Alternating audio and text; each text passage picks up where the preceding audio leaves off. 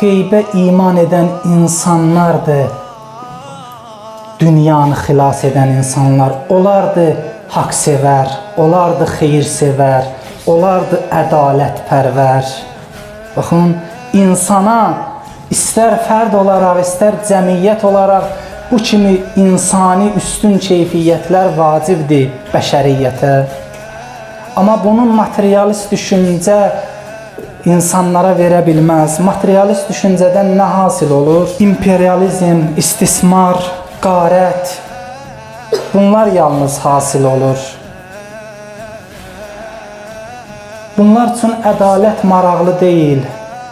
Bunlar üçün hər kəsin haqqını özünə qaytarmaq maraqlı deyil. Odur, onlar dünyaya sahib ola bilməzlər. Dünyanın sahibi ola bilməzlər. Quran bu haqda bəyan eləyir. Biz zikirdən sonra, Tövratdan sonra Zəburda da yazdıq, bəyan etdik ki, bu dünyanın sahibi zəiflədilmiş, müstəzəf şəxslər olacaq. Onlar ki, haqpərvərdilər, ədalətpərvərdilər. Onlar ki, haqsevərdilər. Allahın onlarda qoyduğu o fitri duyğularla yaşayırlar. Onlar öz tinətlərindən, fitrətlərindən dönməyiblər. Bunlar dünyanın sahibi olmalıdırlar.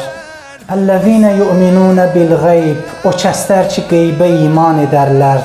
Təqvalılar onlardır. Quran bəyan eləyir.